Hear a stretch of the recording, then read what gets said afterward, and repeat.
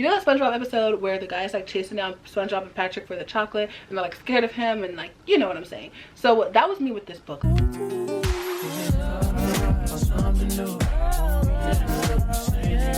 Alright, hey guys, it's Jocelyn and welcome back to my channel, Jocelyn Reads. And today I'm going to be doing a book haul. I haven't done a book haul since December, and that's mostly because I've been trying to save my money and read the books that I have, especially because I haven't been reading that much since I went back to college, so I felt like there wasn't that much incentive for me to be buying books. Like, it didn't make much sense for me to be buying a whole bunch of books that I wouldn't be reading at the time. I cannot say the same now that it's summer. I probably will be buying a lot of books and doing a lot of book hauls because I'm back in my reading bag. So the first book that I have was sent to me by Macmillan. It is called What Beauty There Is by Corey Anderson. I'm not sure if you can see that well, but they sent me this really nice character art, which I absolutely love. So what this book is about, this guy named Jack. It's a contemporary. I think it's a hard-hitting contemporary, which is good for me because I don't really like fluffy contemporaries anymore, just because a lot of them take place in high school and I can't really relate anymore to that scene, which is why I've shifted towards new adult and new adult romance.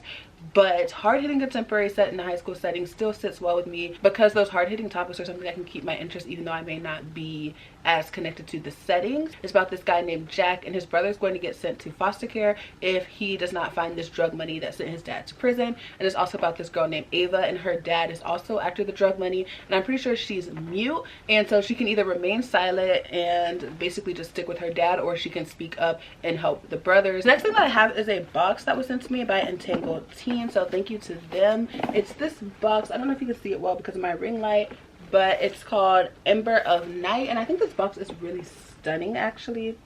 And we're gonna go ahead and open it up and see what's inside. It smells really good. I think there's like a candle or something in here. It's a bath bomb, I think.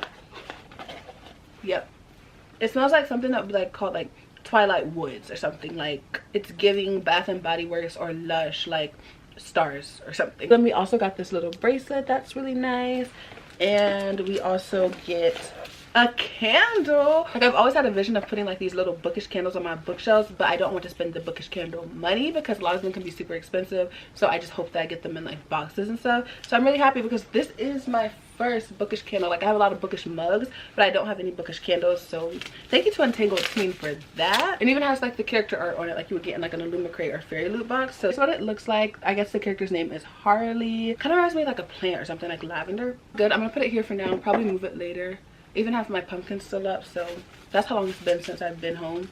Not really, I kind of started liking the pumpkin aesthetic, so that's what happened. So then they have these little letters. This thing tells you what's in the box. This is a little letter about the box, which I'll probably read later. So I got this bookmark, which is really nice. I'll drop it right in my bookmark little thing. So here's the book. It's called Ember of the Night by Molly E. Lee, and I've actually heard of this book. It's a YA book that kind of reminds me of the 2000s YA books, like 2010, like Fallen type vibes. And that's because it's about this girl who is like in her last days of high school. She can't wait to turn 18 and get out of her house because she doesn't have the best home life. Like, her dad is an alcoholic, and her whole life is spent on protecting her little sister and getting her out of this toxic environment.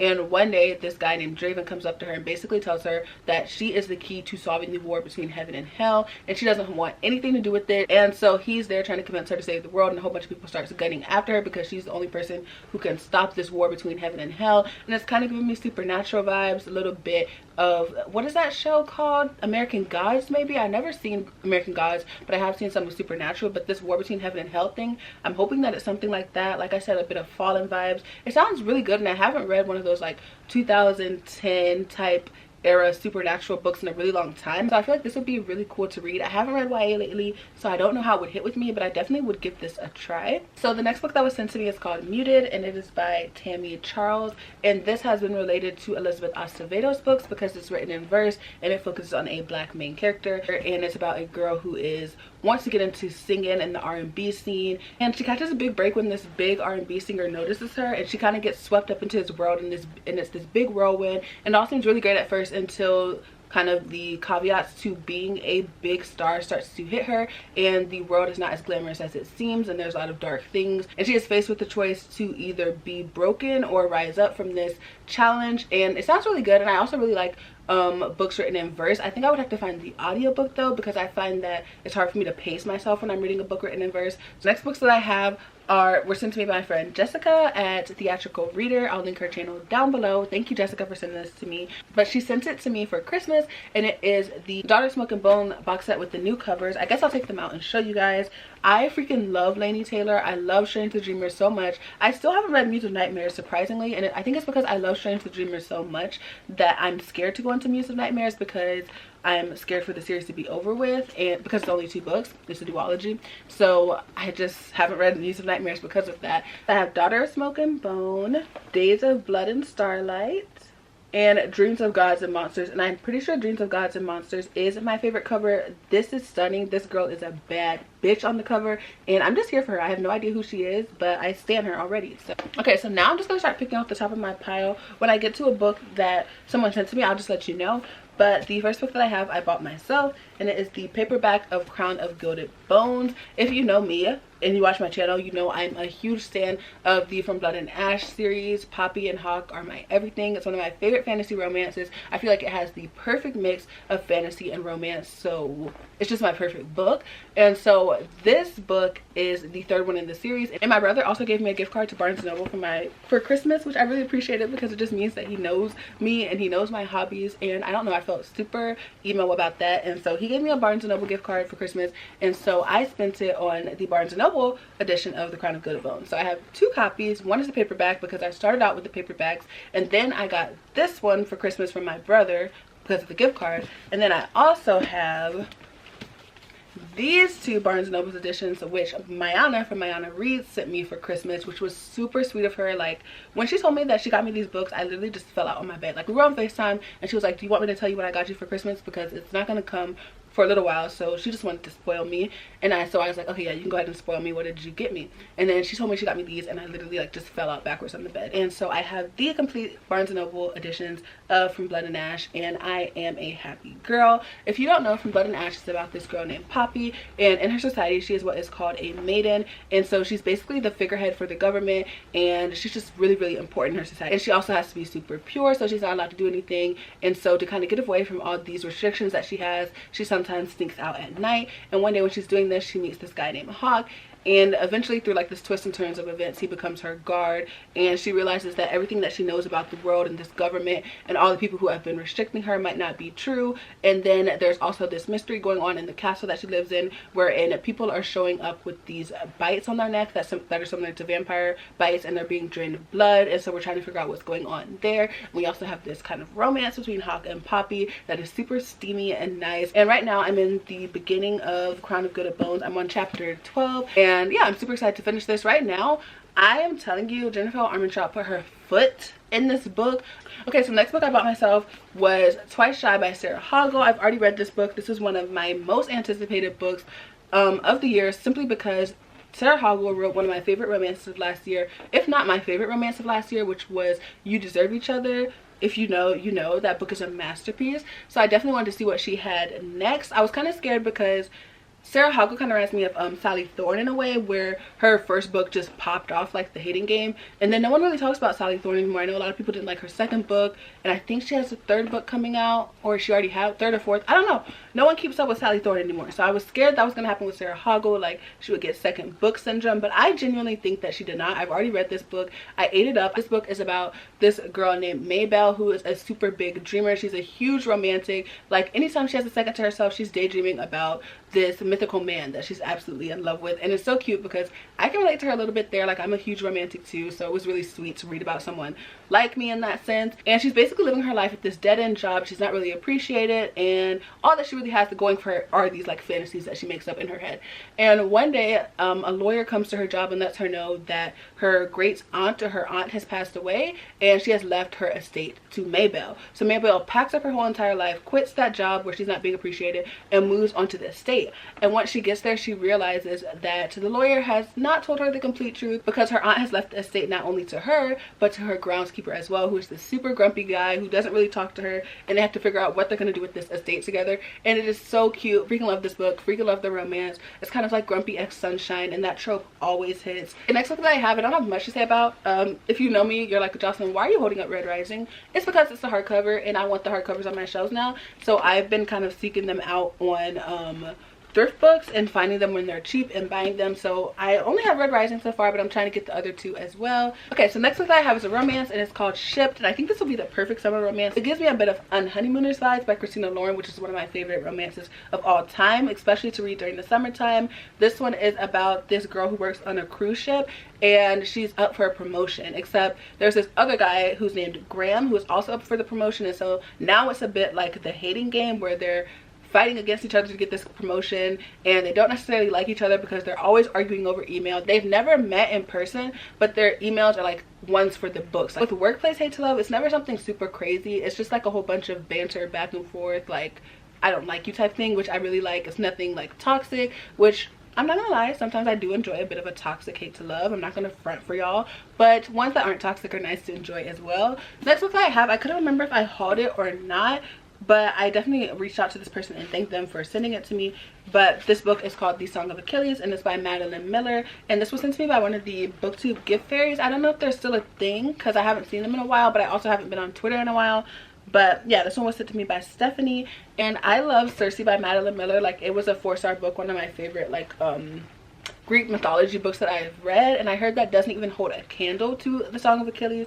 So I feel like this book is going to both break and make me. Like, it's definitely going to become one of my favorite books, but I also feel like I will break down sobbing reading this book. I also recently saw that this book is the newest book talk book. Like, this is the book of book talk. It's always getting recommended, so I guess that's nice too. I don't know. Next book that I have was actually sent to me by a friend for Christmas. This one was sent to me by Mika, and it is called Legendborn. If you know Mika, you should not be surprised at all that she sent me this book for Christmas, because it's Mika's like favorite book, one of her favorite books, and she has not stopped talking about it since she read it. Good on her. And I actually started it a little bit. I think I'm at maybe 50 or 100 pages in. The first couple pages were amazing. I honestly feel like I got catfished a little bit by the book. Like, I don't want to say that I don't like the book because I'm only 50 to 100 pages in, so things can change, but the first couple pages really pulled me in. I was like, oh my god, this book hits. I haven't read a YA in a long time. Like, okay, the YA girlies are doing things, and then it kind of slowed down a little bit for me, so that's why I'm still stuck in the middle. Not even in the middle, I'm kind of stuck in the beginning, even though I picked it up so long ago. The only thing that's holding me back a little bit is that I'm not that well informed on King Arthur or the Arthurian legend,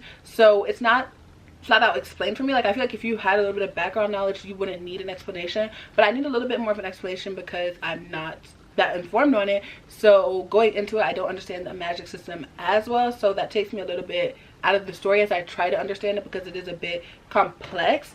But other than that, I really do like Bree as a character, and I like the magic system for the parts that I can understand, and I like the writing as well. I just wish that I understood the magic system a bit more so I could get fully immersed into the story. Okay, next book that I have, I also bought with the Barnes & Noble gift card that my brother gave me for Christmas, and it is the illustrated edition of the third book in the Farseer trilogy. Mayana gave me the first 2 illustrated editions for my birthday back in August, and so I thought that I might as well get the third one in the illustrated edition, especially with money that's not technically mine, even though it is.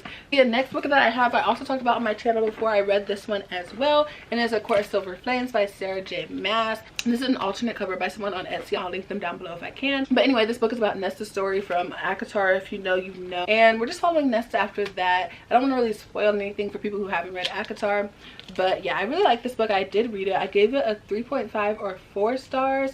I did feel like it was a little bit longer than necessary, but I really enjoyed watching Nesta's mental health journey. I really liked watching how she grew as a person, really getting into her head, because like I said, ACOTAR is from Feyre's point of view, so you don't necessarily know what's going on with Nesta. You just know that this reputation that she has, you don't know why she behaves the way she does. And I think that Sarah J Maas just does an amazing job of writing trauma and overcoming trauma. So the next book that I have is Crave by Tracy Wolff, about this girl who goes into this academy that's apparently full of like monsters and supernatural creatures, and she's the only human, and they hate her, or they don't. That's what the cover says. The cover says they hate her, but from what I heard from reviews, I don't know if they necessarily hate her, if they're just like trying to hide who they are from her. And then she meets this vampire named Jax or Jackson or something, which is a very typical name for a vampire. It reminds me of the 2010s as well. It's giving, I don't know, like Vampire Academy or something. A vampire named Jax apparently meets the girl who goes there who's human, and apparently like she likes him or something. I don't know. It sounds like a typical like supernatural romance, fantasy romance type book. Even if I don't absolutely love it, I think it'll just be something fun to read. So the next book that I have is Chain of Iron by Cassandra Clare. This book I bought myself, and I bought it because I don't know, I love the covers of Chain of Gold and Chain of Iron, and I haven't necessarily gotten to these books yet. I decided that I'm not finishing the Mortal Instruments. I genuinely just cannot do it, and I already read them before, and I decided the reread is not necessary because I do know a lot of what happened, and if I really need to remember something, I will be googling it because I just can't get through those books anymore. It was City of Fallen Angels, I think, was the one that just like, I was like, yeah, I can't do this anymore. After I read that book, I went ahead and moved on to The Dark Artifices, which is ones that I was really excited for because I think those are the books of Cassandra Clare's that will be my favorite. And I read the first book. I think I gave it 3 stars or 4, but it wasn't the best thing I've ever read, but it's definitely my favorite out of what she's written, if that makes sense. And I definitely wanted to get to Chain of Gold and Chain of Iron, so I'm now reading Dark Artifices to finally get to this series, which all I know is really that it follows Cordelia Carstairs, and she's obviously going to be some descendant of Jim. Yeah, Jim comes before Cordelia. I don't know, there's this huge family tree that I have to get straight in my head, which I will by the time that I get to this series. Okay, I'm getting down to my last 3 books. The next book that I bought was Empire of Silence by Christopher Ruccio, and it is the hardcover. Thank you to Aaron from Booked and Busy for letting me know that this went back in stock on Amazon, because I've been trying to find this book. I've been chasing this book down, like, you know, that SpongeBob episode, there's always a SpongeBob episode that can relate to something, but you know that SpongeBob episode where the guy's like chasing down SpongeBob and Patrick for the chocolate, and they're like scared of him, and like, you know what I'm saying. So that was me with this book. Like, I was chasing this book down for months, like chasing down this hardcover. Is so hard to find. They hadn't restocked it. I think it was out of print. I was looking on thrift books, and it was really expensive on thrift books. Someone said that this book is like Red Rising, and so I said that's all I really need to know to buy it. I don't really know anything about the synopsis. I just know that it's related to Red Rising, and that's all I really need to hear to buy a book, to be quite honest. And so I've been hunting down the hardcover because there's only mass market paperbacks, and me and mass market paperbacks do not mix, and the other books in this series are really pretty as hardcovers. And so I finally got it. I got it for a decent price. I think it was like $20-something, which is not bad at all because they were trying to sell it for $50 on thrift books. And so I got it. I succeeded. I won our battle. Okay, so my camera died, so if the angle changed, sorry about that, but I wanted to go ahead and finish because I only have a few books left. Okay, so the next book that I have is Dune by Frank Herbert. This is one that BookTube really loves. I see it all the time, and I've been trying to get into sci-fi recently, especially after Red Rising. Like, I'm just like, sci-fi is one of my favorite genres. But this book follows this guy named Paul, and he is the heir of this noble family that is ruling this world that is inhospitable. So I think there's like some commentary on environmentalism there as well. And the only thing that holds value in this world is this drug that enhances consciousness, and something happens where his noble family gets betrayed and they're basically destroyed, I feel. And then Paul has to now face the repercussions to that and kind of battle that. That's all I really know. The synopsis is pretty vague, but I think there's a lot more to it, and there's a whole bunch of themes that come out of this, and I'm really excited to read it because like I said, I've been loving sci-fi, so I want to get to this one soon as well. Next book that I have is another sci-fi, and it's called A Memory Called Empire by Arcady Martin. Hopefully I said that name right. And I'm going to be reading this with Anne from Booked and Busy, and we're going to be talking about it on the live show, I think May 3rd, if not May 3rd, then the week after. This book is another sci-fi, and it's giving me N.K. Jemisin vibes. I've already started it. So this book follows this girl named Mahi, and she is an ambassador supposed to travel to this capital city of this empire. And once she gets there, she realizes that her predecessor, the ambassador before her, is dead, and no one will admit that it wasn't an accident. And she's kind of in fear that she will be the next one dead. And there's a lot more to it. Like, her predecessor is actually this like consciousness that lives inside of her head. They put a piece of him that was like from 15 years ago inside her head as her consciousness, and it's so weird and it's so cool, and it's giving me Jemisin vibes so far, and I really like that because Jemisin gives me some of the most unique worlds that I've ever seen, and this one is right there up there with it. And even like the idea of this consciousness in her head, which is called like I can't remember the exact name of it, but anyway, the consciousness seems like something that N.K. Jemisin would come up in one of her books basically, and so I really love it because it's something completely unique. Grace of Kings by Ken Liu, and really all I know is that it's a war fantasy book, and that's pretty much all that I need to know. I love a good war fantasy. So the next book that I have is The Magicians by Lev Grossman. I bought this book because it's supposed to be a dark academia, but kind of like a fantasy setting dark academia, if I'm correct. And all I really know is this guy who is supposedly like a math genius goes to this academy, and once he gets there, he realizes the academy is not everything that it seems, and there's like some dark secrets that he has to figure out and things like that, especially to becoming what is supposedly like, I think it's going to be a magician. He's there to study to be a magician, and that's all I really know. I think there's a TV series to it too, but that's all I really want to know right now. Next book that I have is The Institute by Stephen King. I bought this book solely for the fact that it is related to X-Men. A lot of people compare this book to X-Men, and X-Men is just one of my favorite things ever. I've always loved X-Men. I love mutants. I love any TV show spin-offs that come from X-Men, like The Gifted. I'm just in love with the idea of mutants, and so that's what this is about. I think it's about these kids going to this institute, and they all have special powers, and they're growing up there, so kind of like Xavier's school. And so I think that this will be really interesting to me, and hopefully I like it. And I'm down to my last two books. The first one is also a recommendation from JocelynnReads. She recently read the Southern Book Club Guide to Slaying Vampires, and she told me that I probably would like it. We recently got into literary fiction a while back, and both of us really like the messy drama that comes from literary fiction. Like, we read The Vanishing Half, we read Such a Fun Age. I didn't love Such a Fun Age, but I realized that I like the mess that comes with watching like middle-aged women do things, and that's what I basically have categorized literary fiction as in my head. And she says that this book is about like some middle-aged white women who are in this book club, and there's some type of vampire thing going on there as well. They're trying to figure out who this guy is that's moved into the neighborhood, I guess, and he's a vampire.